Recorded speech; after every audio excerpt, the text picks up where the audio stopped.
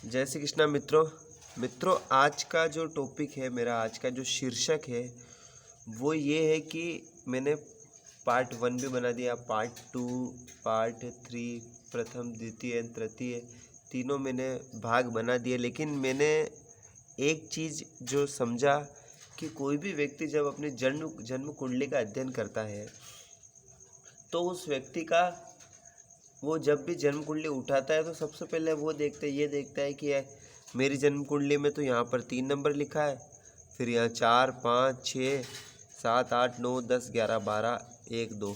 कोई कहता है कि मेरे यहाँ 4 नंबर लिखा है, कोई देखता है मेरे यहाँ 5 लिखा है, कोई 6, 7, 8, 9, 10, 11, 12। 1 से लेकर 12 पर्यंत कोई भी अंक यहाँ पर लिखा हुआ हो सकता है। आपकी जन्मांक चक्र में आप अपनी जन्म कुंडली उठाकर देखिए, आपके कोई भी अंक यहाँ पर लग्न जहाँ पर लिखा हुआ है वहाँ पर हो सकता है।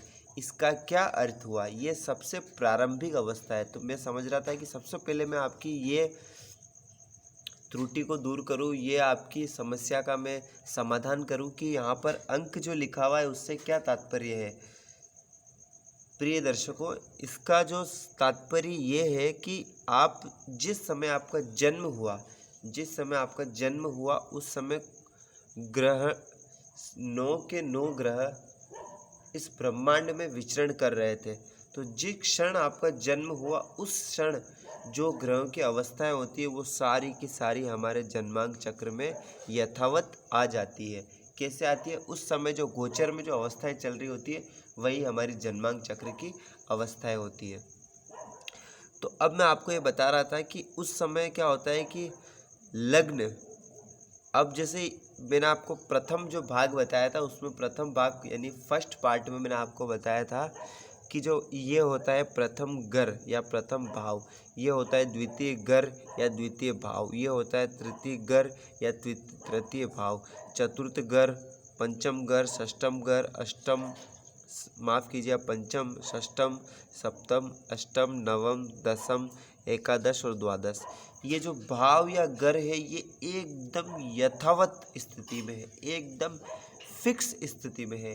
भाव या घर ये कभी नहीं बदलते, ये जीवन पर्यंत हर व्यक्ति के कुंडली में, ब्रह्मांड में जितने भी मनुष्य है या स्त्री है, पुरुष है, सबकी कुंडली में किसी भी धर्म पंथ संप्रदाय से है, सबके एक ही भाव, ये भाव बिल्कुल एक ही है। तो फिर बदलता क्या है? बदलते हैं ग्रह, बदलते हैं ग्रह। कैसे बदलते हैं? किसी के यहाँ पर 3 अंक लिखा है, किसी के 4, किसी के 5, किसी के 6, किसी के 7, किसी के 8, 9, 10, 11, 12, कुछ भी अंक लिखा सकता है। ये क्या प्रदर्शित करते हैं प्रिय दर्शकों? ये जो भी यहाँ पर अंक, जैसे मैं अगर यहाँ पे 1 लिखता तो फिर आपके दिमाग में फिर वही बात आती है कि भाव जैसे 1, 2, 3 ऐसे होते हैं, तो उसी प्रकार ये भी आपने अंक लिख दिया 1, 2, 3, इसलिए मैंने ये 3 लिख दिया। 3 अर्थात 3, तो 3 मतलब तीसरे नंबर की राशि। तीसरे नंबर, मैंने आपको जो प्रथम और द्वितीय भाग बताया उसमें राशियों के बारे में बताया। मैंने आपको बोला राशियाँ आपको कंठस्थ कर लेनी है, राशियाँ आपको उंगली पे कंठस्थ होनी चाहिए। कैसे? मेष, वृषभ, मिथुन, कर्क, सिंह, कन्या, तुला, वृश्चिक, धनु, मकर, कुंभ, मीन, ये 12 ही राशियाँ आपको कंठस्थ होनी चाहिए। ज्योतिषी बनने का सबसे प्रारंभिक की अवस्था है। अब मैं आपको ये बता रहा था कि प्रिय दर्शकों, यहाँ पर 3 अंक लिखा है, अर्थात आपका जो लग्न है उसमें मिथुन राशि है। तीसरे नंबर की कौन सी राशि है? मेष, वृषभ, मिथुन। अर्थात आपकी जो लग्न, आपका जो चार्ट, जो आपका लग्न जन्मांक चक्र बना है वो मिथुन राशि से प्रारंभ हो रहा है। अब हमको क्या करना है? 3 नंबर से आगे बढ़ जाना है। 3, 4, 5, 6, 7, 8, 9, 10, 11, 12, पुनः 1 और 2। भाव 12 के 12 है, अंक 12 के 12 है, न तो अंक बढ़ने वाले हैं न भाव बढ़ने वाले हैं, सिर्फ इनकी व्यवस्था इधर से उधर होने वाली है। 3 नंबर लिखा है, इसका मतलब आपके मिथुन आपका लग्न है। 4 नंबर धन भाव में है, अर्थात कर्क राशि आपके धन भाव में बन रही है। 5 पराक्रम, अर्थात सिंह राशि आपके पराक्रम भाव में बन रही है। 6 अर्थात कन्या राशि आपके सुख भाव में बन रही है। ये सारे भाव की विस्तृत जानकारी मैंने भाग संख्या 1 अथवा 2 में दे रखी है, आप इसे अवश्य देख लें। 7 लिखा है पंचम भाव में, यानी संतान के भाव में, शिक्षा के भाव में 8। अब जैसे ये सारे मैंने भाव आप देख रखे हैं, आप पढ़ लेना। अब जैसे मैं आता हूँ पुनः, अब मान लो आपके 3 न लिखा होकर यहाँ पर 4 लिखा हो, मान लो, तो इसका क्या तात्पर्य? इसका ये तात्पर्य है कि आपका लग्न कर्क लग्न है। आपका जो लग्न है वो है कर्क लग्न। तो यहाँ 4 है तो स्वाभाविक है 5 होगा, यहाँ पर 6 होगा, यहाँ पर 7 होगा, यहाँ पर 8 होगा, यहाँ पर 9 होगा, यहाँ पर 10 होगा और यहाँ पर 11 होगा। क्रमबद्ध आगे बढ़ते जाएंगे। तो मित्रों, मेरे कहने का तात्पर्य ये है कि ये जो यहाँ पे लिखा है उसी को हमें ध्यान में रखना है, उसके आगे सब यथावत क्रमबद्ध बढ़ते जाएंगे। जैसे मान लीजिए यहाँ पर 9 अंक लिखा है, अर्थात आपका लग्न 90 नंबर की जो राशि है धनु राशि, तो आपका जो लग्न है वो हुआ धनु लग्न।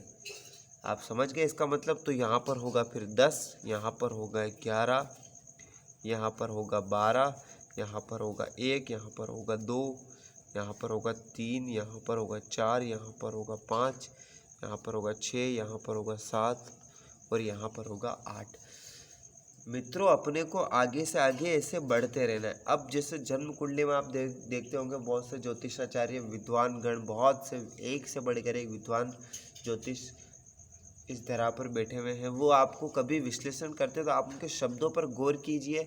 वह ऐसे आपको कहते हुए मिलेंगे कि सुख भाव में जैसे मान लो उदाहरण के लिए कोई भी ग्रह बैठा है, जैसे मान लो कि मंगल ग्रह बैठा है, तो वो आपको ऐसा विश्लेषण करते हुए आप उनके शब्दों को सुने तो आप ऐसा पाएंगे कि मंगल जो ग्रह है वह सप्तम, मंगल जो ग्रह है वो यहाँ पर जैसे मान लो 7 नंबर लिखा हो, ऐसे कहेंगे मंगल जो ग्रह है वो तुला राशि में विराजमान है। तो इसका मतलब क्या हुआ? तुला राशि में विराजमान है, मतलब यहाँ पर 7 अंक लिखे हुए हैं, तो वो ऐसे बोलेंगे कि जो अंक लिखे हुए उस राशि में वो ग्रह विराजमान है। यह आपको एक प्रारंभिक अवस्था समझने वाली चीज़ है। मतलब इसमें क्या होता है कि ग्रह अपनी अवस्थाएं बदलते हैं, भाव यथावत रहते हैं, भाव बिल्कुल भी नहीं बदलते, सिर्फ और सिर्फ ग्रह अपनी अवस्थाओं को बदलते हैं। मित्रों, एक चीज़ मैंने आपको बता दी। अब मैं आपको एक चीज़ बताता हूँ कि व्यक्ति की जब भी जन्म कुंडली आप देखो, व्यक्ति की प्रारंभिक अवस्था क्या है कि व्यक्ति का जो व्यक्तित्व होगा, व्यक्ति का जो स्वभाव होगा, व्यक्ति का जो चरित्र होगा, व्यक्ति का जो आचरण होगा, वो हम कैसे ज्ञात करें जन्म कुंडली से? तो उसे ज्ञात करने के लिए विद्वान गणों ने, ज्योतिषाचार्यों ने, जो बड़े बड़े ऋषि मुनि, उन्होंने ये बताया है मित्रों कि जो व्यक्ति का जो लग्न होगा, लग्न में जो राशि होगी, अर्थात मान लीजिए कि ये 4 नंबर से स्टार्ट हो रही है, अर्थात ये कर्क लग्न की जन्म कुंडली है। क्या कहेंगे ज्योतिषाचार्य इसे? कर्क लग्न की जन्म कुंडली है। तो कर्क लग्न की जन्म कुंडली है, तो इसका व्यक्तित्व हमें पता करना है। तो कैसे पता करना होगा? तो व्यक्ति का जो व्यक्तित्व होता है 100% अगर इसे हम मान लें, यानी पूर्ण रूप से मान लें, तो कैसे हम इसे ज्ञात करेंगे? 50% इसका जो व्यक्तित्व होगा वो व्यक्ति के लग्न से होगा, और 50% जो व्यक्ति की राशि होगी, इन दोनों का संयुक्त रूप से मिश्रण व्यक्ति के जीवन में, उसके चरित्र में देखने को मिलता है। तो अगर जैसे मान लीजिए कर्क लग्न किसी का हुआ, तो कर्क लग्न अर्थात ज्योतिषाचार्य, ये ज्योतिषी विद्वानगण ये उसके बारे में कहेंगे कि कर्क लग्न है तो व्यक्ति बहुत ही भावुक होगा, व्यक्ति का जो स्वभाव होगा बहुत ही शीतल होगा, व्यक्ति कल्पनाशील होगा, व्यक्ति अपने मित्रों पर बहुत ज़्यादा विश्वास करने वाला होगा, व्यक्ति को अपने मित्रों से धोखा भी मिलने की संभावना प्रबल होगी। तो ये सारी बातें जो कर्क लग्न की विशेषताएं होती है, भगवान शिव की व्यक्ति पर विशेष कृपा होगी, ऐसा ज्योतिषाचार्य कहते हैं। लेकिन मुझे तो लगता है कि हर ग्रह का अपना एक बल होता है और हर ग्रह की अपनी ईश्वर की कृपा होती है। हो सकता है ये भी कि भगवान शंकर की उस पर विशेष कृपा हो। तो मित्रों, ये जो स्वभाव है ये हम कैसे पता लगाते हैं? ऐसे पता लगाते हैं लग्न से। तो 50% तो ये स्वभाव होगा। अब बाकी 50% राशि कैसे पता चलेगी? पूरी जन्म कुंडली आप देख लेना, हर व्यक्ति अपने जन्मांक चक्र को देख ले। जन्मांक चक्र जैसे ही खोलेगा उसमें देखेगा जहाँ कहीं भी चंद्रमा लिखा हो, जहाँ कहीं भी, उदाहरण के लिए आप जैसे मान लो कि यहाँ चंद्रमा लिखा है और यहाँ पर 1 नंबर लिखा है, तो उसकी चंद्रमा कहाँ बैठा है? 1 नंबर में। 1 नंबर की राशि कौन सी है? मेष राशि, अर्थात उसकी राशि कैसी हो गई? मेष राशि। अब जैसे उदाहरण के लिए आप समझ लो कि व्यक्ति का जो लग्न है वो है धनु और व्यक्ति की जो राशि है वो है मेष। तो अब इसके व्यक्तित्व को हमें प्रदर्शित करना है तो कैसा होगा? अब इन दोनों का संयुक्त रूप से मिश्रण करिए। कैसे हम इसका कथन करेंगे? व्यक्ति की, और एक चीज़ और मैं आपको बता दूं कि व्यक्ति का जो भी नामकरण होगा, व्यक्ति का जो भी जब भी कोई बच्चा या बच्ची, जब भी कोई व्यक्ति जब वो इस धरा पर जन्म लेता है तो उसका नामकरण उसके चंद्रमा के आधार पर होता है। उसका चंद्रमा किस राशि में बैठा हुआ, उस राशि से संबंधित उसके नाम होते हैं। जैसे मान लीजिए कि मेष राशि ही आपको उदाहरण के लिए बता दूँ कि जैसे मेष राशि में उसका चंद्रमा है, यानी 1 नंबर है वहाँ पर उसका चंद्रमा है, तो उसके नाम जैसे अ नाम से हो गया, अनिल नाम हो गया, अंकित नाम हो गया, या उसका जैसे अमित नाम हो गया, या जैसे कुछ भी नाम हो सकता है, अ नाम से हो गया है जैसे, या ल नाम से आप कोई भी नाम ले सकते हैं, ललित नाम हो गया। यानी जो मेष राशियों के जो भी अक्षर आते हैं उससे संबंधित उसके नाम होंगे। इसका आपको ध्यान रखना है। अब जैसे मैं आता हूँ इसके व्यक्तित्व के स्वभाव पर, व्यक्ति के स्वभाव पर आता हूँ। जैसे व्यक्ति का स्वभाव, जैसे आप दोनों को आप जोड़िए। जैसे कर्क का बताया था मैंने, लेकिन चलो मैं कर्क से ही जोड़ लेता हूँ क्योंकि मैंने आपको कर्क के बारे में बताया है, तो मैं कर्क से जोड़ लेता हूँ, है ना। अब इसमें क्या होगा कि व्यक्ति कर्क लग्न का है, इसका मतलब व्यक्ति, मैंने आपको बताया, भावना प्रधान होगा, भावुक होगा, भावनाशील होगा, अपने मित्रों पर ज़्यादा विश्वास करने वाला होगा, शीतल स्वभाव का होगा, और बिल्कुल एकदम अपने मित्रों से धोखा खाने वाला भी होगा। कोई भी कार्य करने में थोड़ा सा ठंडी प्रवृत्ति का होगा। अब मेष राशि बिल्कुल इसकी विपरीत राशि है। कैसे राशि है विपरीत? मेष राशि के व्यक्ति बहुत ही ज़्यादा उग्र स्वभाव के, बहुत ही क्रोधी स्वभाव के। मेष राशि के व्यक्ति तुरंत निर्णय लेने वाले, सोचते बाद में है, पहले निर्णय ले लेते हैं। जल्दबाजी, धैर्य की बहुत ज़्यादा कमी, और कर्क लगने वाले धैर्य। तो इस व्यक्ति का स्वभाव कैसा होगा? तो इसके स्वभाव में दोनों इसका आचरण देखने को मिलेगा। इस व्यक्ति के स्वभाव में दोनों आचरण देखने को मिलेगा कि जैसे इसको शांत स्वभाव भी होगा, लेकिन समय पड़ने पर तुरंत गुस्सा भी आ जाएगा। एकदम बात कर रहे हैं और बात करते करते ऐसी बात चुभ गई, एकदम क्रोधित हो जाएगा बालक। या जैसे मान लीजिए कि कुछ भी कार्य करना है तो तुरंत निर्णय ले लेगा मेष, और कभी कभी उसका शीतल स्वभाव होगा तो कभी कभी विचार भी कर लेगा। तो इसका मिश्रित रूप, यानी 50% उसके लग्न का प्रभाव, 50% उसकी राशि का प्रभाव, ये संयुक्त रूप से आपको देखने को मिलेगा, तब जाके उसके व्यक्तित्व का हम पता लगा पाएंगे। मेरा आज का जो शीर्षक था वो ये बताना नहीं था कि उसका व्यक्तित्व कैसा जाने आप, ये ठीक है मैंने बता दिया। मेरा आज का जो शीर्षक था वो आप इस चीज़ को समझने की कोशिश करें, प्रयास करें कि ये जो 12 जो भाव है, ये 12 भाव यथावत रहेंगे। 12 भाव में कोई बदलाव नहीं होगा। बदलाव होता है सिर्फ और सिर्फ राशियों में, उसमें बैठने वाले ग्रहों में। यानी यहाँ पर 4 नंबर लिखा है तो व्यक्ति कर्क लग्न से प्रभावित है। यहाँ पर 5, यहाँ पर 7 नंबर लिखा है तो व्यक्ति की राशि लग्न तुला हो गया। अब यहाँ पर 8 नंबर लिखा है तो व्यक्ति का वृश्चिक लग्न हो गया। जो भी अंक यहाँ पर लिखा होगा वो उसका लग्न होगा, और उससे क्रमबद्ध तरीके से आप आगे बढ़ते जाइए।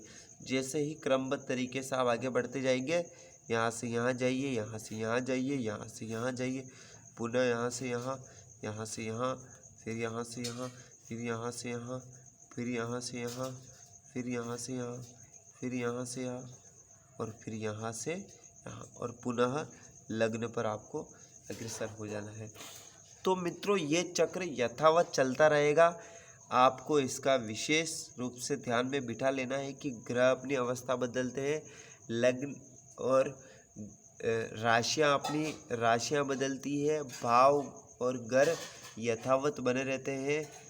हालांकि मैं एक बात बता दूं आपको मित्रों कि आप मेरे वीडियो देख रहे हैं तो कृपया आपको अगर मेरी कोई भी बात अच्छी लगे तो मेरे चैनल को तो आप सब्सक्राइब कर ही सकते हैं।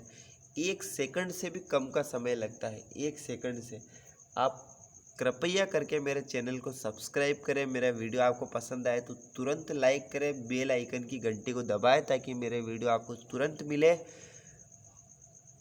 मैं आपको लाभप्रद वीडियो दूंगा। और आज का जो मेरा विषय था, आज मैं किसी जातक की जन्म कुंडली का अध्ययन करने वाला था। ईमानदारी से, सत्यता के साथ मैं आपको बताना चाहता हूँ, बिल्कुल सत्य निष्ठा के साथ, कि मैं आज किसी जातक की जन्म कुंडली का अध्ययन करने वाला था। परंतु हुआ ये कि मैंने उनसे कहा कि आप अपने प्रश्न पूछिए, और उन्होंने अपने प्रश्न पूछे नहीं और उन्होंने थोड़ा समय लगा दिया। तो मुझे लगा कि चलो ठीक है, मैं आज आपको ये बताता हूँ। अगला जो मेरा वीडियो आएगा 100% मैं उन जातक का जन्म कुंडली का अध्ययन करूँगा। अब उनसे मेरा एक सोशल मीडिया पर उनसे मेरा संपर्क हुआ और कुछ संवाद हुआ, कुछ हमारी नियम और शर्तें थी जिनको उन्होंने फॉलो किया। तो मुझे लगा कि मुझे उनकी जन्म कुंडली का अध्ययन करना चाहिए। तो मैंने उनकी जन्म कुंडली का अध्ययन किया, अर्थात करूँगा। और तो ये था। ठीक है मित्रों, इस चीज़ का विशेष ध्यान रखें कि भाव यथावत रहते हैं, राशियाँ बदलती है, ग्रह बदलते हैं, और राशियों और जन्म कुंडली में ग्रहों की बदलाव के आधार पर ही हर व्यक्ति के जीवन का फलादेश भिन्न भिन्न होता है। सारे योग, संयोग, प्रयोग भिन्न भिन्न होते हैं।